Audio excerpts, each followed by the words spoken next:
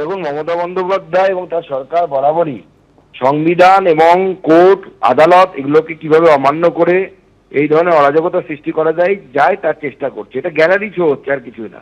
এবং যেভাবে সুপ্রিম কোর্টের রায়ের বিপক্ষে, মানে রায়ের জন্য অপেক্ষা না করে কোর্টকে বোকা বানিয়ে আবার নতুন যে সূচি বানানোর চেষ্টা করা হয়েছিল, তার বিরুদ্ধে আজকে এই রায়, এবং এই রায় প্রমাণ করছে যে মমতা বন্দ্যোপাধ্যায় সংবিধান বিরোধী এবং কোর্ট বিরোধী। এবং সব থেকে বড় কথা, এটা চেষ্টা হচ্ছে যে কিভাবে সংবিধানকে বুড়ো আঙুল দেখিয়ে ওবিসি এর নামে সেইটা হচ্ছে মুসলমানদেরকে, অর্থাৎ মুসলিম মানে সংরক্ষণ দেওয়ার চেষ্টা। এক কথায় যে reservation on the basis of religion there. আর আজকে যেখানে কলেজ এবং বিশ্ববিদ্যালয় ভর্তির পোর্টাল খুলে গেল, ঠিক একই দিনে হাইকোর্টে রাজ্য সরকারের ধাক্কা, যেখানে রাজ্য সরকারের জারি করা বিজ্ঞপ্তি এবং সেখানে অন্তর্বর্তী স্থগিতাদেশ দিয়ে দিল কলকাতা হাইকোর্ট।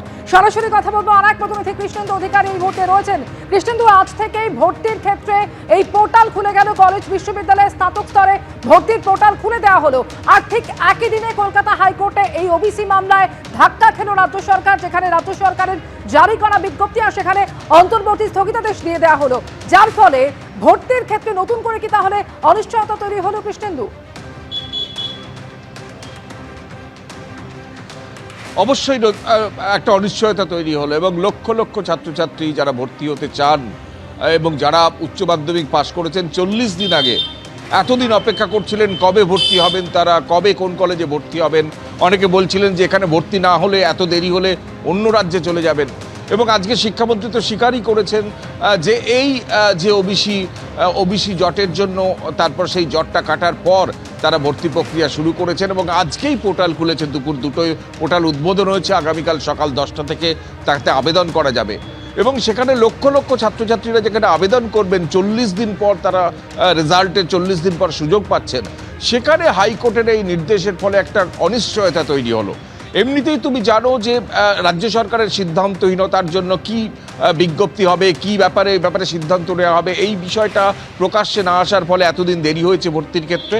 তারপর যে 140টি জনজাতিকে নিয়ে রাজ্য সরকারের যে নতুন বিজ্ঞপ্তি, সেই বিজ্ঞপ্তি কলকাতা হাইকোর্ট তার নিয়ম মেনে করা হয়নি বলে যেভাবে আজকে মানে স্থগিতাদেশ দিয়েছেন সেই বিজ্ঞপ্তির ওপরে, স্বাভাবিকভাবে একটা বড়সড় প্রশ্নচিহ্ন পড়ে গেল যে তাহলে কলেজে যারা ভর্তি হবেন, বিশ্ববিদ্যালয়ে যারা ভর্তি হবেন, তারা কারা ওবিসি সুযোগ সুবিধাটা পাবেন। কারণ যে 17% কথা বলা হচ্ছে বা যে তালিকা তৈরি করা হয়েছে রাজ্যের তরফে, তারা যদি এই সুযোগ না পান তাহলে কারা পাবেন? তাহলে কি পুরনো নিয়মে পাবেন? এই যে একটা অনিশ্চয়তা, এই অনিশ্চয়তা কিন্তু একটা এই ভর্তি প্রক্রিয়াটা কি একটা অনিশ্চয়তা তৈরি করলো। 2 ঘন্টা আগে, মানে 2টোর সময়, যখন এই হাইকোর্টের যখন এই নির্দেশ আসে, তার বেশ কিছুক্ষণ আগে শিক্ষামন্ত্রীকে একই প্রশ্ন করা হয়েছিল যে যখন এটা হাইকোর্টে যখন এটা বিবেচনাধীন, সুপ্রিম কোর্টে মামলা চলছে, তাহলে এই ভর্তির ভবিষ্যৎ কি? যদিও তিনি বলেছিলেন যে অনাবৃষ্টি হোক বা অতিবৃষ্টি হোক, তার জন্য তো কৃষিকাজ বন্ধ থাকে না। কিন্তু আজকে সত্যি হাইকোর্টের এই নির্দেশ এবং যেভাবে স্থগিতাদেশ দেওয়া হলো, অন্তর্বর্তীকালীন স্থগিতাদেশ, তুমি যখন প্রসঙ্গ উত্থাপন করলে, আমি এইখানে একবার দর্শকদের দেখিয়ে দিই যে ব্রাত্য বসু ঠিক বলেছিলেনটা কি। এই অনাবৃষ্টি এবং বৃষ্টির আশঙ্কায় কৃষিকাজ বন্ধ থাকে না, এই কথাটা বলতে গিয়ে দেখব। যদি কোনো নির্দেশ হয় তখন আপৎকালীন ব্যবস্থা আমরা সেই মোতাবেক নেব, কিন্তু কবে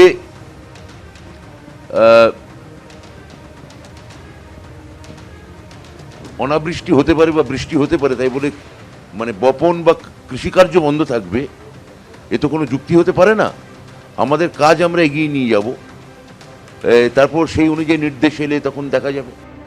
এখন সঙ্গত কারণে কৃষ্ণেন্দু এই প্রশ্নটা থাকবে যে এতদিন পর্যন্ত কলেজ বিশ্ববিদ্যালয়ে কেন্দ্রীয় ভর্তির যে কেন্দ্রীয় পোর্টাল, সেটা তো এই ওবিসি মামলার জেরেই বন্ধ ছিল। আজকে যখন ব্রাত্য বসু ঘোষণা করলেন কাল সকাল 10টা থেকে আবেদন করতে পারবেন পড়ুয়ারা, তারপরে তো তার মানে কাল থেকে আদৌ কি সেটা হবে, নাকি তার পাশেও আর একটা প্রশ্নচিহ্ন তৈরি হয়ে গেল আজকে কোর্টের এই ইন্টারিম স্টেটা সামনে আসার পর?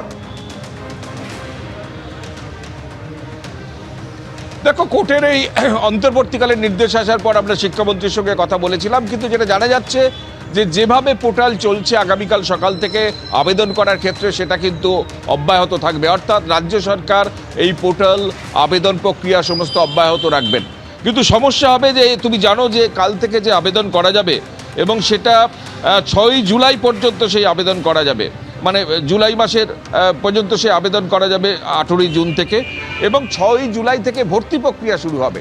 সেখানেই একটা বড়সড় প্রশ্ন আসবে যে ভর্তি প্রক্রিয়ার সময় ওবিসির ছাত্রছাত্রী বা ওবিসি গোষ্ঠীভুক্ত যারা আছেন তারা কত পার্সেন্ট সুবিধে পাবেন বা কারাই সেই সুবিধে পাবেন, কোন সম্প্রদায় পাবেন এবং কত শতাংশ পাবেন, এবং যাদের এই পোর্টালের আওতায় নেই, অর্থাৎ যাদবপুর বিশ্ববিদ্যালয়ের মতো বিশ্ববিদ্যালয়, প্রেসিডেন্সির মতো বিশ্ববিদ্যালয়, তারা কি করবে, তারা কোন সিদ্ধান্ত মেনে চলবে? হাইকোর্টের পুরনো নির্দেশ, সেই নির্দেশ মেনে চলবে, না নতুন নিয়োগের নতুন নির্দেশের জন্য অপেক্ষা করবেন? একটা সরকারের তরফে যদিও বলা হচ্ছে যে এই যে ভর্তি প্রক্রিয়ার যে আবেদনপত্র এটা এখনো পর্যন্ত অব্যাহত থাকবে, এটা আপাতত স্থগিত রাখা হচ্ছে না, কিন্তু ভর্তির সময় কারা ওবিসি সুবিধে পাবে এবং কত শতাংশ পাবেন এবং কোন কোন গোষ্ঠীর ছাত্রছাত্রীরা পাবেন সেই সিদ্ধান্ত নেওয়ার আগে কিন্তু সবাইকে সুপ্রিম কোর্ট বা হাইকোর্টের নির্দেশের জন্য অপেক্ষা করতে হবে। স্বাভাবিকভাবে এই প্রশ্ন আসবে যে দিনে পোর্টাল খোলার কথা ঘোষণা করলেন শিক্ষামন্ত্রী এবং আগামী কাল থেকেই তার আবেদন শুরু হবে, সেই ভর্তি প্রক্রিয়া যা এতদিন পর্যন্ত জটে আটকে ছিল এই ওবিসির সিদ্ধান্তর জন্য,